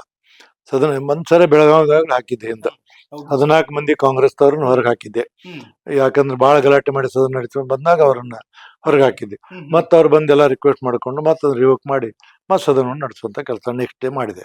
ಹ್ಮ್ ಮಾಡಿದೆ ಅಂತ ಪ್ರಸಂಗ ಯಾವಾಗ ಬರ್ತಾವ, ಕರೆಕ್ಟ್ ಇಲ್ಲಿಗೆ ಬರುವಂತ ಪ್ರಸಂಗಗಳು ಬಂದಿರ್ತಾವ. ಎಂಬ್ರಾಸ್ಮೆಂಟ್ ಹೌದು ಇವತ್ತು ಯಾವ್ದಾರ ಮಂತ್ರಿಗೆ ಏನಂದ್ರು ಅವನ ಬಗ್ಗೆ ಇದು ಬಂತು, ಹಿಂಗ್ ಬಂದಾಗ ಹ್ಮ್ ಎಲ್ಲವನ್ನ ನೋಡ್ಬೇಕಲ್ಲ. ಹೌದು ಏಕಾಗಿ ನಮ್ ಡಿಸಿಷನ್ ಇರ್ತೈತಿ, ಅಂತಿಮ ತೀರ್ಮಾನವನ್ನು ಸಭಾಪತಿ ಹೇಳ್ಬೇಕಂತಾರ. ಕರೆಕ್ಟ್ ಅವಾಗ ಹೇಳ್ಬೇಕಾದ್ರೆ ನಾವು ತೀರ್ಮಾನ ಕೊಡ್ಬೇಕಾದ್ರೆ ಬಾಳ ವಿಚಾರ ಮಾಡ್ಬೇಕಾಗ್ತಿದೆ. ಕರೆಕ್ಟ್ ತೀರ್ಮಾನ ಕೊಡ್ಬೇಕಾದ್ರೆ ಬಾಳ ವಿಚಾರ ಮಾಡ್ಬೇಕಾಗಿದೆ. ಹ್ಮ್ ಆ ತೀರ್ಮಾನಗಳು ವ್ಯತಿರಿಕ್ತವಾಗಿ ಇರಬಾರ್ದು. ಹ್ಮ್ ತೀರ್ಮಾನಗಳು ಯಾಕಂದ್ರ ಹ್ಮ್ ಆ ಮಟ್ಟಿಗೆ ಯಾರನ್ನ ಸಮಾಧಾನ ಮಾಡಕ್ ನಾವು ಹೋದ್ವಿ ಅಂತ ಹೇಳಿರಿ, ಹ್ಮ್ ಇತಿಹಾಸದಾಗ ಉಳಿತೈತಿ ನಮ್ಮ ಹೆಸರು. ಹೌದು ಇತಿಹಾಸ ಇವತ್ ನಾವಿರ್ಲಿಲ್ಲ ಅಂದ್ರು ಹ್ಮ್ ಇತಿಹಾಸಕ್ಕೆ ಕೊನೆವರೆಗೆ ಹೆಸರು ಉಳಿತೈತಿ. ಹ್ಮ್ ಆ ಹೆಸರು ಉಳಿದು ಒಳ್ಳೆ ಹೆಸರು ಇಟ್ಕೋಬೇಕಲ್ಲ. ಹ್ಮ್ ನಮ್ಮ ಹೆಜ್ಜೆ ಗುರುತುಗಳನ್ನ ನಾವು ಇಟ್ಟು ಹೋಗ್ಬೇಕು. ಹ್ಮ್ ನಾವ್ ಇಲ್ದಾಗೂ ಸಹಿತ ಹ್ಮ್ ಇಂಥವ್ರ ಸಭಾಪತಿ ಇದ್ರಪ್ಪ, ಹ್ಮ್ ಬಾಳ ಚೆನ್ನಾಗಿ ಕೆಲಸ ಮಾಡಿರ್ತಾರೆ, ಜನ ಮಾತಾಡ್ಬೇಕು. ಕರೆಕ್ಟ್ ಅದು ಹಾದ್ರಿ ತಣ್ಣಗಾತ್ರಿ ಒಂದ್ ಹಿಂಗಿದ್ದ ಅಂತಂದ್ರೆ ಕರೆಕ್ಟ್ ನಮ್ ಗೌರವ ಏನು? ಕರೆಕ್ಟ್ ಮನುಷ್ಯನಿಗೆ ಗೌರವಕ್ಕಿಂತ ದೊಡ್ಡದು ಯಾವ್ದು ಅಲ್ಲ. ಹೌದು ಹೌದು ಗೌರವಕ್ಕಿಂತ ದೊಡ್ಡದು ಯಾವ್ದು ಅಲ್ಲ. ಮತ್ತ ಹ್ಮ್ ನಾವ್ ಅಂತದ್ ಏನಾರು ಮಾಡಿದ್ರೆ ನಮಗ ನೆಮ್ಮದಿ ಇರಂಗಿಲ್ಲ, ಕರೆಕ್ಟ್ ಹೌದು ನಿಮ್ ಮಾನಸಿಕ ನೆಮ್ಮದಿ ಇರಂಗಿಲ್ಲ. ಕರೆಕ್ಟ್ ನಮ್ ನೆಮ್ಮದಿ ನಾವ್ಯಾಕೆ ನಾ ಹೇಳ್ತೀನಿ ನಿಮ್ಗೆ, ಹ್ಮ್ 1 ಕೋಟಿ ರೂಪಾಯಿ ಕೊಡ್ತೀನಿ, ನನಗೆ 2 ತಾಸು ನೆಮ್ಮದಿ ಕೊಡೋನ್ ಕೊಡ್ತೀರ ನೀವು? ಆಗಲ್ರಿ ಸರ್ ಆ ನೆಮ್ಮದಿ ಇಟ್ಕೊಳ್ದು ಕಳ್ಕೊಳ್ಳೋದು ನಮ್ ಕಡೆ ಇರ್ತೈತಿ. ಹ್ಮ್ ಅದಕ್ಕೆ ನಾವೆಲ್ಲ ಏನಂದ್ರೆ 5 ಗಳ ಸಮಯ ಇರಂಗಿಲ್ಲ. ಹ್ಮ್. ಬಟ್ ಎಲ್ಲರೂ ನಾವೇನಂದ್ರ ಒಂದು ರೀತಿಯಿಂದ ಹ್ಮ್ ಇದು ಸದನದ ಗಣತಿ ಗೌರವ, ಹ್ಮ್ ಸದಸ್ಯರ ಗಣತಿ ಗೌರವ, ಹ್ಮ್. ಸರ್ಕಾರದ ಗಣತಿ ಗೌರವ, ಹೌದು. ವಿರೋಧ ಪಕ್ಷ ಇವೆಲ್ಲವನ್ನ ನೋಡ್ಬೇಕಾದ್ರೆ ನನ್ನ ಜವಾಬ್ದಾರಿ. ಕರೆಕ್ಟ್ ಬರೀ ಒಂದ್ ಕಡೆ ಅಲ್ಲ. ಹೌದು ಸಭಾಪತಿ ಆದವ ಒಂದ್ ಸೈಡ್ ಮಾಡಿದ್ರೆ ಆಗಂಗಿಲ್ಲ. ಅದು ಕರೆಕ್ಟ್ ಎಲ್ಲರನ್ನು ನಾವು ಇಲೆಕ್ಷನ್ ನಿಂತಿದ್ವಿ, ಹ್ಮ್ ನಮ್ಮ ವಿರುದ್ಧ ಓಟ್ ಹಾಕ್ಯಾರ. ಹ್ಮ್ ಸಭಾಪತಿ ವಿರುದ್ಧ ಆಗಿ ಓಟ್ ಹಾಕಿದಾಗ ನಾವೇನಾರ ಅವ್ರ ವಿರೋಧ ಮಾಡಕ್ಕಾಗತ್ತೇನ? ಇಲ್ಲ. ಡೆಮಾಕ್ರಸಿ ಹ್ಮ್. ಪ್ರಜಾಪ್ರಭುತ್ವದಲ್ಲಿ ಅದೆಲ್ಲ ಇರ್ತದೆ. ಆದ ನಂತರ ಎಲ್ಲರೂ ನನ್ನ ಬಗ್ಗೆ ಮಾತಾಡಿದ್ರು. ಕರೆಕ್ಟ್ ನನ್ನ ಬಗ್ಗೆ ಇವರು ಹ್ಮ್. ಹರಿಪ್ರಸಾದ ಮಂಜುನಾಥ್ ಭಂಡಾರಿ ಮೂವ್ ಮಾಡಿದಾಗ ಹ್ಮ್. 5.5 ತಾಸು ಮಾತಾಡ್ಯಾರ. ಹ್ಮ್ ಈ 37 ಜನ ಮಾತಾಡ್ಯಾರ ನನ್ನ ಬಗ್ಗೆ. ಹ್ಮ್ ಇಂಥ ಸಭಾಪತಿ ಇಷ್ಟು ವರ್ಷ ಮಾಡ್ಯಾರ, ನಮ್ಮ ಬಹಳ ಮಾದರಿಯಾದ ಸಭಾಪತಿ. ಇಡೀ 37 ಜನ ಮಾತಾಡ್ಯಾರ, ಉಳ್ದವ್ರೆಲ್ಲ ಅದಕ್ಕೆ ಸಹಿ ಅಂದಾರ. 5 ಮಂದಿ ಮಂತ್ರಿಗಳು ಮಾತಾಡ್ಯಾರ. ಕರೆಕ್ಟ್ ಮತ್ತೆ ಇಂಥದಿದ್ದಾಗ ಹ್ಮ್. ನನಗೇನಿಲ್ಲ, ನನಗೇನಂತ ಅಪನಂಬಿಕೆ ಇಲ್ಲ, ಕರೆಕ್ಟ್ ನನ್ನ ಮೇಲೆ ಹಿಂಗ್ ಮಾಡ್ತಾರ ಅನ್ನೋದಿಲ್ಲ. ನನಗ ಎಲ್ಲರ ಮೇಲೂ ಪ್ರೀತಿ ಗೌರವ ಇದೆ. ಆ ಪ್ರೀತಿ ಗೌರವ ಉಳಿಸ್ಕೊಂಡು ಹೋಗೋ ಜವಾಬ್ದಾರಿ ನಂದಿದೆ. ಇನ್ಫ್ಯಾಕ್ಟ್ ಈ ತರದ್ದು ಊಹಾಪೋಹದ ಸುದ್ದಿಗಳು ಹರಿದಾಡ್ತಿರೋ ಟೈಮಲ್ಲಿ ನನಗೆ ಒಂದು ಕ್ಷಣ ಅನ್ನಿಸ್ತು ಸರ್, ಯಾಕೆಂದ್ರೆ ಪಕ್ವತೆ ಇರುವಂತಹ ವ್ಯಕ್ತಿತ್ವ ಮತ್ತು 113 ವರ್ಷ ಆಗಿದೆ, ಅದರಲ್ಲಿ ಸರಿಸುಮಾರು 45 ವರ್ಷಗಳ ಕಾಲ ಸುದೀರ್ಘ ಅನುಭವ ಇರುವಂತವ್ರನ್ನ ಅಷ್ಟು ಈಸಿಯಾಗಿ ಬಿಟ್ಕೊಟ್ಟು ಬಿಡುತ್ತಾ ಕಾಂಗ್ರೆಸ್ ಆಗ್ಲಿ ಅಥವಾ ಮತ್ತೊಂದು ಪಕ್ಷಾತೀತವಾಗಿ ಎಲ್ಲರೂ ಕೂಡ ತಮ್ಮ ಜೊತೆ ನಿಂತ್ಕೊಳ್ತಾರೆ ಅನ್ನುವಂಥದ್ದು ನನ್ನಲ್ಲಿ ಫೀಲ್ ಇತ್ತು. ಬಟ್ ಈ ಗೊಂದಲಗಳಿಗೆ ಒಂದು ಕ್ಲಾರಿಟಿ ಸಿಗ್ಬೇಕಿತ್ತು ಅನ್ನುವಂತಹ ಕಾರಣಕ್ಕಷ್ಟೇ ಒಂದಷ್ಟು ವಿಚಾರಗಳನ್ನ ಕೇಳ್ತಾ ಹೋದೆ ಸರ್. ಇತ್ತೀಚಿನ ದಿನಗಳಲ್ಲಿ ಕಲಾಪಗಳನ್ನ ನಡೆಸುವಂತದ್ದಾಗಲಿ ಅಥವಾ ಕಂಟ್ರೋಲ್ ಮಾಡುವಂತದ್ದಾಗಲಿ ಹಿರಿಯರನ್ನ ಬಿಟ್ರೆ ಇನ್ನೊಂದು ತಲೆಮಾರಿನವರು ಹೇಳಿದ್ರೆ ಕೇಳಿಸ್ಕೊಳ್ಳುವಂತ ಸೌಜನ್ಯ ಕೂಡ ತುಂಬಾ ಜನಕ್ಕಿಲ್ಲ, ಕಡಿಮೆ ಇದೆ, ತುಂಬಾ ಕಡಿಮೆ. ಕಡಿಮೆ. ನೀವು ಅಬ್ಸರ್ವ್ ಮಾಡಿದ್ದ ಹಾಗೆ ಸರ್, ಹೇಗ್ ಕಂಟ್ರೋಲ್ ಮಾಡೋದು ಅವ್ರನ್ನೆಲ್ಲ ಅಂತ? ಕಂಟ್ರೋಲ್ ಮಾಡೋದು ಏನಂದ್ರ ಹಾ. ಹೇಳ್ತೀನಿ, ಹಾ. ಬಹಳ ಆತಂದ್ರೆ ಎದ್ ನಿಲ್ತೀನಿ ನಾನು. ಹ್ಮ್ ಒಂದು ನಮ್ಮಲ್ಲಿ ಸಭಾಪತಿ ಎದ್ ನಿಂತಾಗ ಎಲ್ಲರೂ ಕೂತ್ಕೊಂಡು ಯಾರು ಮಾತಾಡ್ಬೋದು. Correct. ಅವಾಗ ಎದ್ ನಿಲ್ತೀನಿ, ಹ್ಮ್. 5 ಕೂಡ್ತೀನಿ, ಮತ್ತೆ ಗಲಾಟೆ ಆತ 10 ನಿಮಿಷ ಅಡ್ಜಸ್ಟ್ ಮಾಡ್ತೀನಿ, ಹ್ಮ್ ಹ್ಮ್ ಕರಿತೀನಿ ಅವ್ರನ್ನ. ನೋಡಪ್ಪ ಈ ತರ ಐತೆ ಅಂತ ಕನ್ವಿನ್ಸ್ ಮಾಡಿ Correct. ಮತ್ ಸದನ ಸುಗಮವಾಗಿ ನಡೆಸ್ತೀವಿ ನಾವು. ಹ್ಮ್ ಹ್ಮ್. ಇವತ್ತವ್ರಿಗೆ ಬಹಳ ಸರಿ ಮಾಡಿ ನಂಗೆ ಬಹಳ ಸತಿ ಸರ್ ಗೊಂದಲಗಳು ಶುರುವಾದಾಗ ಹೊರಟ್ಟಿಯವ್ರನ್ನ ಕರೆಸ್ರಿ ಅಂದಿದ್ದ ಸನ್ನಿವೇಶ ಇಂದು ಶಂಕರ್ ಮೂರ್ತಿ ಅವ್ರು ಇದ್ದಾಗ ಹಾ. ಗಲಾಟೆ ಆತು. ಹ್ಮ್ ನಾ ಕುತ್ಕೊಂಡಿದ್ದೆ. ಹ್ಮ್. ಹೊರಟ್ಟಿಯವರು ದಯಮಾಡಿ ಇದಕ್ಕೊಂದು ದಾರಿ ತೋರ್ಸ್ರಿ ಅಂತ ಹೇಳಿದ್ರು. ಹಾ. ನಾವದ್ದು ಹೇಳಿದ ಕೂಡಲೇ ಎಲ್ಲರೂ ಎಸ್ ಅಂತ ಚಪ್ಪಾಳಿದ್ರು, ಕ್ಲೋಸ್ ಆತು. ಓಕೆ ಅದು ಒಂದು ವಿಷಯ ಆಯ್ತು. ಹಾ. ಅವಾಗ ಶಂಕರ್ ಮೂರ್ತಿ ಅವರ ಸಭಾಪತಿ Correct, ಇದ್ದಾಗ ಇತ್ತು. ಅಂತ ಕ್ರೂಷಿಯಲ್ ಪುಡಿ ಬಂದಾಗ ನನಗೆ ಅನುಭವ ಆಯ್ತು ಅಂತ ಕೇಳ್ತಾರೆ. ಹಾ. ಮತ್ 45 ವರ್ಷ ಸುದೀರ್ಘವಾಗಿ ನಾನು ಕೆಲಸ ಮಾಡಿದಾಗ ಹ್ಮ್ ನನಗೆ ಎಲ್ಲರೂ ಗೊತ್ತು. ಸುಮಾರು ನಾನು 18 ಮಂದಿ ಮುಖ್ಯಮಂತ್ರಿ ನೋಡಿನಿ, ಅಂದ್ರೆ 15 ಮಂದಿ ಮುಖ ನೋಡೀನಿ. ಬಟ್ ಅವ್ರು 2 ಸರಿ ಆಗಲ್ಲ, ಒಟ್ಟು ಟೋಟಲ್ 18 ಮಂದಿ ಮುಖ್ಯಮಂತ್ರಿಗಳು. ಸುಮಾರು 600 800 ಮಂದಿ ಮಂತ್ರಿಗಳು ನೋಡಿ. 2800 3000 ಜನ ಶಾಸಕರು ನೋಡಿ. ಇಡೀ ಭಾರತ ದೇಶ ಇಷ್ಟು ಯಾರು ಯಾರು ನೋಡಿಲ್ಲ ಅಂತ ನನ್ನ ಕಲ್ಪನೆ.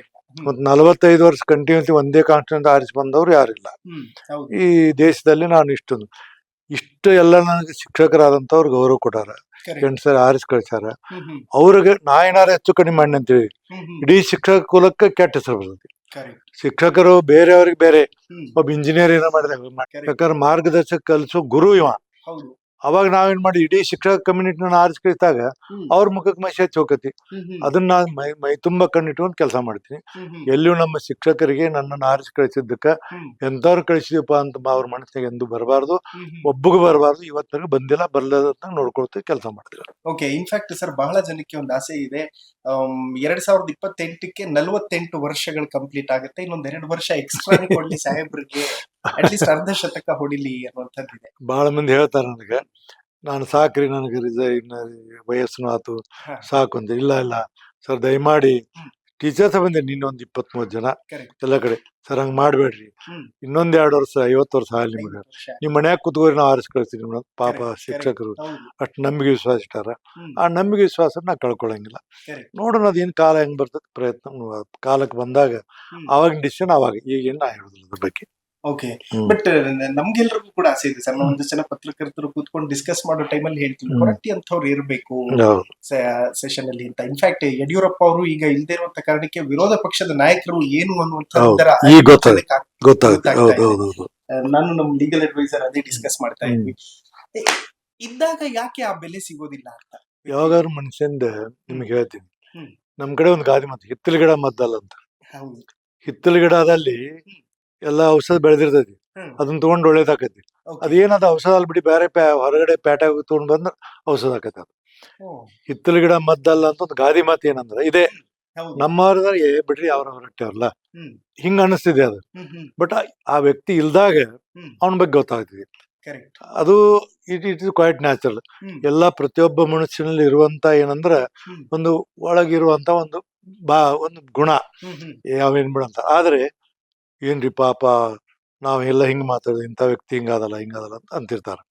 ಅದಕ್ಕೆ ಕಳ್ಕೊಂಡಾಗ ಅದ್ರ ಕಿಮ್ಮತ್ ಗೊತ್ತಾಗುತ್ತೆ. ಯಾವಾಗಾದ್ರು ಯಾವುದೇ ಒಂದು ವಸ್ತು ಇದ್ದಾಗ ಕಿಮ್ಮತ್ ಅನ್ಸಂಗಿಲ್ಲ. ನನ್ ಕಡೆ ಒಂದ್ 10,000 ರೂಪಾಯಿ ಅಂತ ತಿಳಿ ಏನಾದ್ರು ವಿಚಾರ ಮಾಡುದಿಲ್ಲ. ಅದ 10 ರೂಪಾಯಿ ಇರ್ಲಿಲ್ಲ ಅಂದ್ರೆ ಅಯ್ಯೋ ದೇವ್ರೆ, ಏನಪ್ಪಾ ಹೆಂಗ್ ಮಾಡ್ಬೇಕು ಏನ್ ಮಾಡ್ಬೇಕು ಅಂತೀವಿ.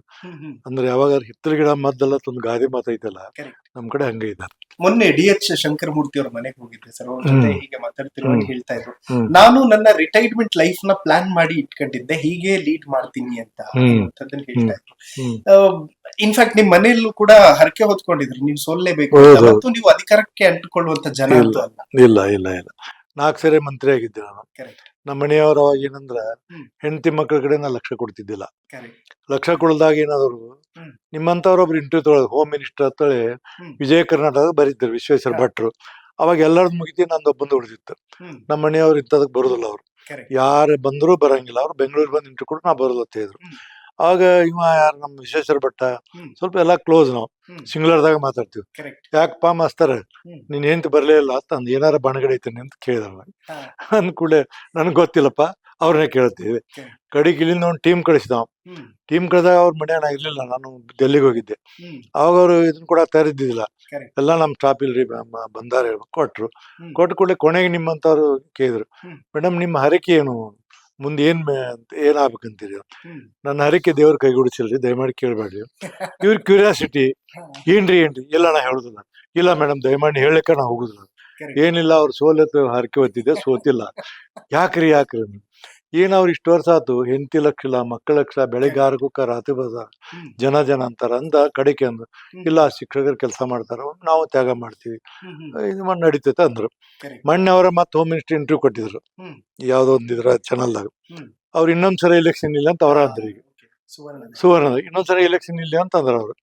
ಯಾಕಂದ್ರೆ ನನಗೆ ತಿಳಿಲಿಲ್ಲ. ಯಾಕಂದ್ರ ನನಗ ಏನ್ ಹಂಗ ಹೇಳಿದ್ದಿ, ಹಿಂಗ ಹೇಳ್ತಿ, ಮೀಡಿಯಾದವ್ರು ಏನ್ ತಿಳ್ಕೊಂಡ ಅಂದೆ. ಅವಾಗ ಹಂಗಿತ್ತು ಹೇಳಿನಿ. ಈಗ ನೀವು ನಾಳೆ ಖಾಲಿ ಕುಂತ್ರಿ ಅಂದ್ರೆ ಏನ್ ನಿಮ್ ಕೆಲ್ಸ? ಈ ಜನರ ಮಧ್ಯೆ ಇರೋರು ಕರೆಕ್ಟ್ ಇನ್ನೆರಡು ದಿವಸ ಇರ್ಲಿ ಅನ್ನೋದಕ್ಕೆ ನಾ ಹೇಳಿದೆ. ಕರೆಕ್ಟ್ ಅವ್ರ ವಿಚಾರ ನೋಡಿ, ಬದಲಾವಣೆ ಹೆಂಗಂದ್ರ ಹ್ಮ್. ಕಾಲಕ್ಕೆ ತಕ್ಕಂತೆ ಬದಲಾವಣೆ ಬರ್ತಾವಲ್ಲ, ಆ ಬದಲಾವಣೆ ಇದೊಂದು ಉದಾಹರಣೆ. Correct sir. ಮತ್ತೊಂದು ಉದಾಹರಣೆ ನಾನು ಶಿವಮೊಗ್ಗದ್ದೇ ಕೊಡ್ತೀನಿ. ಯಾಕೆಂತಂದ್ರೆ ಕಾಗೋಡು ತಿಮ್ಮಪ್ಪ ಅವ್ರ ಮನೆಗೆ ಹೋಗಿದ್ದೆ ಸರ್. ಅವರು ಸ್ಪೀಕರ್ ನಮ್ಮ ಸಭಾನಾಯಕರಿದ್ರು, ಸಭಾನಾಯಕರಾಗಿದ್ದ ಸ್ಪೀಕರ್ ಆಗಿದ್ರು. ಅವರು ಕೈಗೆ ಸಿಗ್ತಾ ಇರ್ಲಿಲ್ಲ. 224 MLA ಫೋನ್ ಮಾಡಿದ್ರು, ಕಷ್ಟ ಆಗೋದು. ಮೊನ್ನೆ ಹೋಗಿದ್ದೆ, ತುಂಬಾ ಬೇಜಾರಾಯ್ತು ನನಗೆ. ಅಂದ್ರೆ ಒಬ್ಬೊಂಟಿಯಾಗಿ ಕೂತ್ಕೊಂಡು ಅಧಿಕಾರ ಇಲ್ಲದೆ ಇದ್ದಾಗ ಯಾರು ಮಾತಾಡ್ಸೋರೇ ಇರಲ್ಲ ಸರ್. ಯಾಕೆ ಸರ್ ಹಿಂಗ್ ರಾಜಕೀಯ? ಸರ್ ಇದಂದ್ರೆ ಇವತ್ತು ನಿಮ್ಗೆ ಹೇಳ್ತೀನಿ, ಅದು ಅವ್ರೊಬ್ಬರಿಗೆ ಅಲ್ಲ, ಬಹಳ ಮಂದಿಗೆ ಆಗ್ತಿದೆ. ನನ್ನೊಂದು ಉದಾಹರಣೆ ಹೇಳ್ಬಿಡ್ತೀನಿ ಜಸ್ಟ್. ನಾನು 2000 ಮಂತ್ರಿಗಿರಿ ಹೋದ್, ನಮ್ದು ಸರ್ಕಾರ ಬದಲಾತು, ಕುಮಾರಸ್ವಾಮಿ ಸರ್ಕಾರ ಹೋತು. ಹೋದ ನಂತರ ಮನೆಗೆ ಖಾಲಿ ಕುಂತೀವಿ ನಾವು. ಮತ್ ನಮ್ ಕಾರ್ನಾಗ ತಗೊಂಡು, ಸರ್ಕಾರಿ ಕಾರ್ ಬಿಟ್ಟು ನಮ್ ಕಾರ್ನ ತಗೊಂಡು ಮನೆಗೆ ಹೋದಿವಿ. ಒಂದ್ ದಿವ್ಸ ಒಬ್ಬ ಡಾಕ್ಟರ್ ನಾಯ್ಕ ಅಂತಿದ್ರು. ಅವ್ರು, ಸರ್ ನಿಮ್ ಮನೆಗೆ ಬರ್ತೀನಿ, ಸ್ವಲ್ಪ ನನಗೆ ಅಡ್ರೆಸ್ ಕೊಡ್ರಿ ಅಂದ್ರೆ. ಹಿಂಗೆ ಐತಿ ದೇಸಾಯಿ ಕ್ರಾಸ್, ಹಿಂಗೆ ಬರ್ಬೇಕಂತ ಇದೆ. ನನಗೆ ಸ್ವಲ್ಪ ನೋಡ್ತೀನಿ, ನೀನ್ ಫೋನ್ ಮಾಡ್ಕೋತೀವಿ, ಫೋನ್ ಇಡ್ಬೇಡ. ನಾನು ಕೆಳಗೆ ಬಂದು ಗೇಟ್ ನಾನು ನಿಂತ್ಕೊಂಡೆ. ಅವ್ರು ನೋಡ್ಕೋತಾರ. ನಮ್ಮ ಮನೆಯವ್ರ ಮೇಲೆ ಕೂತು ನಿಂತಿದ್ರು. ಬರೀ ನಿಮ್ ಕಡೆ ಯಾರು ಮಂದಿ ಬರೋದು, ಅಧಿಕಾರ ಹೋಗೈತಿ, ಬಂದ್ಬಿಡಿ ಒಳಗೆ ಅಂತ ಇದ್ರು. ಅವ್ರಿಗೆ ಗೊತ್ತಿಲ್ಲ ಇದು ನಾ ಯಾಕೆ ನಿಂತೀನಿ ಅಂತ ಅವ್ರಿಗೆ ಗೊತ್ತಿಲ್ಲ. ಮನ್ಯಾಗ ಮಂದಿ ಇಲ್ಲ ಅಂತೇಳಿ ಹೊರಗೆ ಹೋಗಿ ನಿಂತವ್ರಿಗೆ ಮಂದಿ ಬರ್ತಾರ ಅಂತ ಅವ್ರ ತಿಳಿಯಾಗ. ಅಂದ್ರೆ ಆ ರೀತಿ ಅಷ್ಟು ಮಂದಿಗಳು ಮಿಕ್ಸ್ ಇದ್ದಾಗ ನಾವು ನಾಳೆ ಒಬ್ಬಂಟಿಗರಾದ್ರ ಸಹಜ ಐತಿ. ಅವ್ರೊಬ್ಬರದಲ್ಲಿ ಎಲ್ಲರ ಪರಿಸ್ಥಿತಿ ಐತಿ. ಎಷ್ಟೋ ಮಂದಿ ಮುಖ್ಯಮಂತ್ರಿಗಳಾದವ, ಮಾಜಿ ಆದವ್ರು ಕುತ್ಕೊಂಡಿರ್ತಾರೆ. ಮುಖ್ಯಮಂತ್ರಿ ಇದ್ದಾಗ ಎಲ್ಲ ದಿನನಿತ್ಯ ಪುರ್ಸೊತ್ ಇರುದಿಲ್ಲ. ಅಧಿಕಾರ ಈಗಿನ ಕಾಲ ಹೆಂಗ್ ಬಂದತ್ತಂದ್ರ, ಅಧಿಕಾರ ಇದ್ರೆ ಮಾತ್ರ ನೀವು ಇಲ್ಲಿಕ ಅಧಿಕಾರಕ್ಕೆ ಇಲ್ಲ. ಇದರಷ್ಟು ಕೆಟ್ಟ ಇದು ಸಂಸ್ಕಾರ ಯಾವುದೂ ಇಲ್ಲ ರಾಜಕಾರಣದಲ್ಲಿ. ಈಗ ರಿಟೈರ್ಡ್ ಆಗಿರ್ತಾವಪ್ಪ ಸರ್ಕಾರಿ ನೌಕರು, ರಿಟೈರ್ಡ್ ಯಾರಿಗೂ ಕೆಲಸ ಮಾಡಿರ್ತಾನ, ಏನೋ ಮಾಡಿರ್ತಾನ, ನಮಗ್ ಕುಂತಿರ್ತಾನ, ಬರ್ತಾರ, ಹೋಗ್ತಾರ, ಅಡ್ಡಾಡ್ತಾರ, ಮಾತಾಡ್ತಾರ, ಸಂಜೆ ಕೊಡ್ತಾರ. ನಾವ್ ಹಂಗ ಮಾಡಂಗಿಲ್ಲ. ನಾವ್ ಹೋಗಿ ನಮ್ ಗುಡಗೆ ಯಾರು ಕೊಡ್ತಾರ? ಪಬ್ಲಿಕ್. ಯಾಕಂದ್ರೆ ನಾವು ಪಬ್ಲಿಕ್ ನ ಬಾಳ ದೂರ ಇರ್ತೀವಿ. ಈಗ ನಾವ್ ಎಲ್ಲರ ಕೂಡ ಮಿಕ್ಸ್ ಆಗಕ್ ಆಗುದಿಲ್ಲ ನಮ್ಗೆ. ಅವಾಗಿನ ದಿನನಿತ್ಯ ನಾವೆಲ್ಲ ಟೀಚರ್ ಇದ್ದಾಗ, ಈಗ ನಮ್ಗೆ ಇದ ಕಲ್ಯಾಣ ನಗರ ಅಂತ ಧಾರವಾಡದಾಗ 6 ಗಂಟೆ ಸುಮಾರು ಕಲ್ಯಾಣ ನಗರದಾಗ ಸುಮಾರು ಒಂದು 50 ಜನ ಯೂನಿವರ್ಸಿಟಿ ರಿಟೈರ್ಡ್ ಟೀಚರ್ ಕೂತಿರ್ತಾರೆ. ಅವ್ರ ಕಂಪ್ನಿ. ನಮ್ಗೆ ಯಾರು ಕಂಪ್ನಿ ಕೊಡ್ತಾರ? ನಮ್ ಕಡೆ ಅಧಿಕಾರಿ ಬರ್ತಾರೆ. ಇವಾಗ ಅಧಿಕಾರಿ ಯಾರು ಬರುದು ನಮ್ ಕಡೆ. ಮತ್ ನಾವ್ ಬಹಳಷ್ಟು ಕಲ್ತೀನಿ. ನನಗೊಬ್ಬ ಮುಖರ್ಜಿ ಅಂತ ತಿಳ್ಕೊಂಡೇಳಿ 1981 ಇಸ್ವಿಯಾಗ the role of the legislator inside and outside legislation ಅಂತ ಒಂದು ಸೆಮಿನಾರ್ ಇತ್ತು. ಬಹಳ ಚೆನ್ನಾಗಿ ಮಾತಾಡಿದವ್ರು. ಅವ್ರ ಮಾತು ಕೇಳಿ ನಾನು ಹೋಗಿ ಭೇಟಿ ಆದವ್ರು. Sir, I am Basavaraj Horatti, newly elected MLC from Karnataka. I want to discuss with you sir, you have given very good speech. ಅದು no, I have no time, you come to my house at 6:30 ಅಂತ, I will give my address ಅಂತ. Curiosity ಹೋದೆ. ಅಲ್ಲಿ ಹೋದ್ಕೊಳ್ಳಿ ಅವ್ರ ಮನೆಗೆ ಒಂದು board ಇತ್ತು. ಆ ಬೋರ್ಡ್ ಅನ್ನು ನೋಡಿದಾಗ ನನಗೆ ಹುಚ್ಚಿಡಿತಿ, ಬರ್ಕೊಂಬಂದಿ. ಅದನ್ನ ಇವತ್ತಿನವರೆಗೂ ನಾನು ನಡೆಸ್ತೀನಿ. ಇವತ್ತವರೆಗೂ ನಡೆಸ್ತೀನಿ ನಾನು. ಅಂದ್ರೆ ನಡೆಸ್ಬೇಕಾಗ್ತಿದೆ. ಇದಕ್ಕೆ ನಾ ಏನ್ ಹೇಳುದತ್ತಂದ್ರ, ಅಂತವರೆಲ್ಲ ಕಲ್ತಂತ ಇದನ್ನ ನಾವು ಕಲಿಬೇಕಾಗ್ತಿದೆ. ಬಟ್ ಇವತ್ತಿನ ಕಾಲಕ್ಕ ದುಡ್ಡು ಕೊಟ್ಟು ಓಟ್ ಹಾಕಿಸ್ಕೊಳ್ಳೋದು, ದುಡ್ಡು ತಗೊಂಡು ಓಟ್ ಹಾಕೋರು ಎಲ್ಲಿ ಮಠ ಇರ್ತಾರ, ಅಲ್ಲಿ ಮಠ ಡೆಮೋಕ್ರಸಿ ಕಷ್ಟ. ಆನೆಸ್ಟ್ ಆಗಿ ಮಂದಿ, ಎಷ್ಟೋ ಮಂದಿ ಸೋತಾರ ಎಲೆಕ್ಷನ್ದಾಗ. ನಾವ್ ಯಾರಿಗೂ ವಿಜಯ್ ಪಟೇಲ್ ಮಗ ಅದಾನ, ಅವ ಯಾರಿಗೂ ನಾವ್ ದುಡ್ಡು ಕೊಡುದಿಲ್ಲ ಅಂತ, ಕೊಡ್ಲಿಲ್ಲ, ಸೋಲಿಸಿಬಿಟ್ಟು ಜನ. ಅಂದ್ರೆ ಈಗ ಕಾಲ ಹಂಗ್ ಬಂದೈತಿ. ಇದಕ್ಕ ಒಂದ್ ಹೇಳ್ತೀನಿ, ಇದು ಬದಲಾವಣೆ ಮಾಡಕ್ ದೇವರೇ ಬರ್ಬೇಕಿದ್, ನಮಗೆ ಯಾರ ಕಡೆ ಸಾಧ್ಯ ಇಲ್ಲ. ಇವತ್ತು ದಿನದಿಂದ ದಿನಕ್ಕೆ ಇದು ಬೆಳ್ಕೋತ ಹೋಗತಿ. ಎಲ್ಲರ ತಲೆಗೆ ಏನಂದ್ರೆ ದುಡ್ಡು ಕೊಟ್ರೆ ಓಟ್ ಹಾಕ್ತಾರ ಅನ್ನೋದು ಬಂದ್ಬಿಡ್ತಿ. ಒಂದು ಉದಾಹರಣೆ ಹೇಳ್ಬಿಡ್ತಿ. ಒಂದು ಕಾನ್ಸ್ಟಿಟ್ಯೂನ್ಸಿ ಒಳಗೆ, ಟೀಚರ್ ಕಾನ್ಸ್ಟಿಟ್ಯೂನ್ಸಿ, ಅದು ಎಲ್ಲರ ಕಡೆ ದುಡ್ಡು ತಗೊಂಡು 21,000 ಮಂದಿ ಓಟ್ ಹಾಕಿದ್ ಒಬ್ಬಗ. ಉಳಿದವ್ರು ಟೋಪಿ ಹಾಕಿದ್ರು. ಅವ್ರಿಗೆ ಟೋಪಿ ಹಾಕಿದ, ಅವ ಬಂದವ ಇವ್ರಿಗೆ ಟೋಪಿ ಹಾಕ್ತಾನ. ನಿಂದೇನ್ ಬಿಡಿ, ನಡಿ, ದುಡ್ಡು ಕೊಟ್ಟಿನಿ, ಓಟ್ ಹಾಕಿ ಅಂತಾರ. ಇದು ಡೆಮಾಕ್ರಸಿಯಲ್ಲಿ ಒಳ್ಳೇದಿದಲ್ಲ. ಇದು ದೇಶದಲ್ಲಿ ಎಲ್ಲಾ ಕಡೆ ವ್ಯಾಪ್ತಿಯಾಗಿ ಬೆಳೆಯಾಕತೈತಿ. ಈಗ ನೀವು ಇವನ್ನೆಲ್ಲ ಕೊಡ್ತಾರ, ಅವ್ನ್ ಮಾಡ್ತಾರ, ಎಲ್ಲ ಮಾಡ್ತಾರ. ಮಾಡ್ತಾ ಹೋಗ್ತಾ ಹೋದ್ರ ಜನ ಏನಂದ್ರ, ಪ್ರಜಾಪ್ರಭುತ್ವದಲ್ಲಿ ನಾವ್ ಅದೀವಿ. ಒಬ್ಬ ವ್ಯಕ್ತಿ 5 ವರ್ಷ ಆರಿಸಿ ಹೋದ ನಂತರ ನಮ್ ಕೆಲಸ ಸರಿಯಾಗಿ ಮಾಡ್ಬೇಕು ಅನ್ನೋದು ಯಾರಿಗಿಲ್ಲ. ಟೆಂಪರರಿ ಯಾವಾಗ ತಗೊಂಡ್ರಿ, ನಿಮ್ಗೊಂದು ಇದು ಬಂದರೆ ಹೇಳ್ತೀನಿ. ಲಾಸ್ಟ್ ಟೈಮ್ ಎಲೆಕ್ಷನ್ದಾಗ ಒಂದು ಸೀಲ್ ಮಾಡಿದ ಕವರ್ನಾಗ ನಮ್ಮ ಮನೆಯೊಳಗೆ 2,000 ರೂಪಾಯಿ ಹಾಕಿ ಹೋಗಿದ್ರು. ಸೀಲ್ ಮಾಡಿ ಒಬ್ರು ಗುರ್ತ, ಅವ್ರದ್ದು ಒಂದು ಚಿಗರಿ ಗುರ್ತ. ಚಿಗರಿ ಅಂದ್ರೆ ಇವಂದ ಅಂತ ತಿಳ್ಕೊಬೇಕು. ಹಂಗ ಬೇಡ ಅಂದ್ರು ಸಹಿತ ಎಷ್ಟು ಮಂದಿ ದುಡ್ಡು ಕೊಡೋರು ಅದಾರ ಇವತ್ತಿನ. ಅದು ತಲೆಯೊಳಗ ಬಂದ್ಬಿಟ್ಟೈತಿ, ದುಡ್ಡು ಕೊಡ್ಲಿಕ್ಕೆ ಎಲೆಕ್ಷನ್ ಆಗಂಗಿಲ್ಲ. ಇದು ಒಳ್ಳೇದಲ್ಲ, ಒಳ್ಳೆ ಬೆಳವಣಿಗೆ ಅಲ್ಲ. ಮತ್ತೆ ನಾಳೆ ಜನರ ಕೆಲಸ ಏನ್ ಮಾಡ್ತೀವಿ? ಯಾವನಾರು ಬಂದು ನಿಂದೇನ್ ಬಿಡಿ ಅಂತಾರ, ನಿಂದೇನ್ ಬಿಡಿ ಅಂತಾರ. ಒಂದ್ಸರಿ ನಾ ಹೇಳ್ಬಿಡ್ತೀನಿ ನಿಮಗೆ. ನಮ್ಮ ಬೆಳಗಾವಿಯಲ್ಲಿ ಅವ್ರು ಇವರಿದ್ರು, ಯಾರು ಇನಾಮ್ದಾರ್ ಮಿನಿಸ್ಟರ್, ಅವ್ರ ಇದಕ್ ನಾವೊಂದು ಕ್ಯಾನ್ವಾಸ್ಗೆ ಹೋಗಿದ್ದೆವು. ಅವನ MLC ಇದ್ವಿ, ಹಂಗ ಹೋಗಿದ್ವಿ. ಯಾವನೊಬ್ಬ ಏನ್ರಿ ರೋಡಿಗೆ ನೋಡಿಲ್ಲ ಹಂಗೆ ಜೋರ್ ಮಾಡಿದ, ಸುಮ್ ಕುತ್ಕೋ ಅಂತ ಇದಾರ ಅವ್ರು. ಹೇಳಿದ್ರೆ ಕೇಳಿ ಬಾಳ ಮಾತದ. ಇಲೆಕ್ಷನ್ ಬಂದಾಗ ಎಷ್ಟು ದುಡ್ಡು ಕೊಟ್ರಿ ನಿನಗೆ, ಎಷ್ಟು ಮಂದಿಗೆ ಹಂಚಿ ನೀನು? ಯಾರಿಗೂ ಹಂಚಿರ್ಲಿಲ್ಲ, ಅವ್ನು ತಗೊಂಡಿದ್ದ, ಬಾಯಿ ಸುಮ್ ಕುಂತ. ಏನಾಗ್ತಿದೆ ಇದು? ನಾನು ಬಹಳ ಅನುಭವ ಅದ ನನಗೆ. ನಾ ಹೇಳ್ಬೇಕಾದ್ರೆ ಬೇಕಾದಷ್ಟು ನಿಮ್ಗೆ ಹೇಳ್ಬೋದು. ಬಟ್ ಒಟ್ಟಾರೆ ನಾ ಹೇಳುದಂದ್ರೆ ಏನು, ಇದೇ ರೀತಿ ನಾವು ಮಾಡ್ಕೋತ ಹೋದ್ರ ಪ್ರಜಾಪ್ರಭುತ್ವದಲ್ಲಿ ಏನು ಉಳಿಯಂಗಿಲ್ಲ. ಜನ ಓಟ್ ಹಾಕಂತವ್ರು ಬುದ್ಧಿವಂತರು ಎಲ್ಲಿ ಮಟ್ಟ ಆಗೋದಿಲ್ಲ. ಅಲ್ಲಿ ಮಟ್ಟ ಈ ರೀತಿ ನಡೆದ್ರೆ ಇದು ದುಡ್ಡು ಇದ್ದವನ MLA ಆಗ್ಬೇಕು, ದುಡ್ಡು ಇದ್ದವ MP ಆಗ್ಬೇಕು, ದುಡ್ಡು ಇದ್ದವ MLC ಆಗ್ಬೇಕಂದ್ರೆ ಈಗ ನಿಮಗೆ H. ನರಸಿಂಹಯ್ಯ, ಗುಂಡಯ್ಯ ಶೆಟ್ಟಿ ಅವ್ರ ಅಂತವ್ರೆಲ್ಲ, ಕಾದ್ರಿ ಶಾಮಣ್ಣ ಅಂತವ್ರೆಲ್ಲ ಎಲ್ಲಿ ಬರ್ತಿದ್ರು? ಅವ್ರು ಚುನಾವಣೆ ನಿಂತು ಬರ್ತಿದ್ರ? ಅವ್ರು ಬರ್ತಿದ್ದಿಲ್ಲ. ಅಂತವರ ವಿಚಾರಗಳನ್ನ, ಬುದ್ಧಿವಂತಿಕೆಯನ್ನ ಈ ಕರ್ನಾಟಕ ಜನತೆಗೆ ಕೊಡ್ಬೇಕನ್ನೋದಕ್ಕೆ ನಾಮಿನೇಷನ್ ಅದಾವ. ಅಂತವ್ರು H. ನರಸಿಂಹ ಎಜುಕೇಶನ್ ಬಗ್ಗೆ ಮಾತಾಡತ್ತಿದ್ರ ಎಷ್ಟು ಮಾತಾಡ್ತಿದ್ರು ಅವ್ರು. ಆಮೇಲೆ S. ವೆಂಕಟರಮಣ ನಾ ಬಂದ ಫಸ್ಟ್ ಲೇಬರ್ ಲೀಡರ್, 3.5 ತಾಸು ಮಾತಾಡ್ಯಾನ. 3.5 ತಾಸು ಇಡೀ ಜಗತ್ತಿನಲ್ಲಿರುವಂತ ಎಲ್ಲಾ ಲೇಬರ್ ಲೀಡರ್ ಲೇಬರ್ಗೆ ಎಷ್ಟು ಮಾತಾಡಿದ. ಸ್ಟಡಿ ಮಾಡ್ಕೊಂಡ್ ಆಗ ಶಾಸಕರು ಇರ್ತಿದ್ರು, ಅಜೆಂಡಾ ಹಿಂಗ್ ಬಗಲಾಗಿ ಇಟ್ಕೊಂಡ ಸಾಲ್ ಬಿಟ್ಟು ಹುಡುಗರು ಹಂಗ ಹೋಗ್ತಾವ, ಸಾಲಿಗೆ ಹೋಗಂಗ ಹೋಗ್ತಿದ್ರು ಜನ. ಈ ಒಳಗ್ ದಾರಿ ಐತಿ ಶಾಸಕ ಎಲ್ಲಾರು ಶಾಸಕ ಇರ್ತಿದ್ರು. ಅವಾಗ ಸೆಷನ್ ಮುಗಿದ ಕೂಡಲೇ ಮತ್ ಬಗಲಾಗ ಅಜೆಂಡಾ ಇಟ್ಕೊಂಡ್ ಬರ್ತಿದ್ರು. ಅದು ಸಾಲ್ ಬಿಟ್ಟು ಕೂಡಲೇ ಹುಡುಗರು ಪಾರ್ಟಿ ಚೀಲ ಹಂಗ ಆತರ ಇತ್ತು. ಈಗಿಲ್ಲ, ಇಲ್ಲ. ಈಗ ಯಾರು ನಡ್ಕೋತ ಹೋದಾರ ಹೋಗ್ತಾರೆ ಈಗ. Correct sir. ಈ ಪ್ರಶ್ನೆಗಳು ಮತ್ತು ಒಂದಷ್ಟು ವಿಚಾರಗಳ ಬಗ್ಗೆ ಮಾತಾಡೋದಿದ್ರೆ ಸರ್, ಡಿಜಿಟಲೀಕರಣ ಮಾಡಬೇಕು ಅನ್ನುವಂಥದ್ದು ನಡೆದಿದೆ. ನಮಗ ಕಳೆದ 4 ವರ್ಷ ನಡೆದಿದೆ. ನಮ್ಮ ಇದು ಶಿಮ್ಲಾ ಯಾವ ಸ್ಟೇಟ್ ಅದು, ಹಿಮಾಚಲದ ಬಹಳ ಚಿಂದ ಮಾಡ್ಯಾರ ಡಿಜಿಟಲ್. ನಾವು ಡಿಜಿಟಲ್ ಮಾಡ್ಬೇಕಾದ್ರೆ 2-3 ಮೀಟಿಂಗ್ ಮಾಡಿವಿ, ಇನ್ನೂ ಆಗಿಲ್ಲ. ಕೇಂದ್ರ ಸರ್ಕಾರ ನಮ್ಗೆ ಅದನ್ನ ಇದನ್ನ ಕೊಟ್ಟಿತ್ತು. ಅದು ನಾವು ಸ್ಪೀಕರ್ ಅವ್ರು ಕೂಡ ಮಾತಾಡಿವಿ. ಅದನ್ನ ಆದಷ್ಟು ಲಘು ಡಿಜಿಟಲ್ ಮಾಡೋಣ ಅಂದ್ರೆ ಈ ಪೇಪರ್ಲೆಸ್ ಇದನ್ನ ಮಾಡ್ಬೇಕಂತ ಪ್ರಯತ್ನ ನಡೆದೈತಿ ನಮ್ಮಲ್ಲಿ. ಇನ್ನು ಅದ್ರ ಬಜೆಟ್ ಎಲ್ಲ ಒಂದು ಪ್ರಿಪೇರ್ ಮಾಡಿ ಬರುವಂತ ನಿರ್ಮಾಣ ಅದನ್ನ ಮಾಡ್ತೀವಿ. Okay, amazing sir. ಫೈನಲಿ ಏನ್ ಹೇಳೋದಕ್ಕೆ ಇಷ್ಟಪಡ್ತೀರಿ ಸರ್ ಕಾರ್ಯಕ್ರಮದ ಮುಖಾಂತರ? ಕಾರ್ಯಕ್ರಮ ಮುಖಾಂತರ ನಾ ಏನಂತೀನಿ, ನಮ್ಮ 4 ಅಂಗಗಳದಾವ. ಏನು ಶಾಸಕಾಂಗ, ಕಾರ್ಯಾಂಗ, ನ್ಯಾಯಾಂಗ 3 ಅದಾವ. 4ನೇದು ಪತ್ರಿಕಾಂಗ, ಮಾಧ್ಯಮ ರಂಗ. ನೀವು ಮನಸ್ಸು ಮಾಡಿದ್ರೆ ನಾವೆಲ್ಲರೂ ಮನಸ್ಸು ಮಾಡೋದಕ್ಕೆ ಸುಧಾರಣೆ ಮಾಡೋದು. ಒಬ್ಬ ನ್ಯಾಯಾಧೀಶ ತನ್ನ ಕಕ್ಷಿಗಾರಕ್ಕೆ ಕೋರ್ಟ್ನಾಗ ಒಂದು 50 ಮಂದಿ ನೋಡ್ತಾರ ಹೋಗ್ತಾರ. ಇಲ್ಲೇನೋ ನಾವು ಮಾತಾಡುವಾಗ ಒಂದಿಷ್ಟು ಮಂದಿ ನೋಡ್ತಾರ ಹೋಗ್ತಾರ. ಬಟ್ ನಿಮ್ಮ TV ಅವರು, ಮಾಧ್ಯಮದವರು ಇರ್ಲಿಲ್ಲ ಬರೀಲಿಲ್ಲ ಅಂದ್ರ ಇದು ಇನ್ನೂ ಡೆಮಾಕ್ರಸಿ ಒಳಗೆ ಏನಾಕಿದ, ಈ 3 ರಂಗಕ್ಕಿಂತ ಹೆಚ್ಚಬಹುದು. ಇದನ್ನ ನೀವು ರಾಜ್ಯವನ್ನ, ರಾಷ್ಟ್ರವನ್ನು ಸುಧಾರಣೆ ಮಾಡ್ಬೇಕಾದ್ರೆ 4ನೇ ಹಂಗಾದ್ರೆ ನಿಮ್ ಕೈಯಲ್ಲಿ ಇವತ್ತು ಐತಂದ ನಾನು ಖಚಿತವಾದಂತ ಸ್ಪಷ್ಟವಾದಂತ ಅಭಿಪ್ರಾಯ ಹೇಳಕ್ ಇಷ್ಟಪಡ್ತೇನೆ. Okay, thank you so much sir. Well, ನೋಡಿದ್ರಲ್ಲ ವೀಕ್ಷಕರೇ, ಸಭಾಪತಿ ಸ್ಥಾನದಿಂದ ಅವ್ರನ್ನ ಕೆಳಗಿಳಿಸ್ಬಿಡ್ತಾರಂತೆ, ಹಾಗಂತೆ ಹೀಗಂತೆ ಅನ್ನುವಂತಹ ಚರ್ಚೆಗಳು, ಊಹಾಪೋಹಗಳಿದೆ. ನಾನು ಹೇಳೋದು ಒಂದು ಮಾತು, ಅವ್ರನ್ನ ಕೆಳಗಿಳಿಸ್ಬಿಟ್ರೆ ಅವ್ರಿಗೇನ್ ಲಾಸ್ ಇಲ್ಲ. ಯಾಕೆಂತಂದ್ರೆ ಅವರು ಸುದೀರ್ಘವಾಗಿ 45 ವರ್ಷಗಳ ಕಾಲ ಪರಿಷತ್ನಲ್ಲಿದ್ದಂಥವ್ರು ಮತ್ತು 3 ಬಾರಿ ಸಭಾಪತಿಗಳಾಗಿದ್ದಂಥವ್ರು.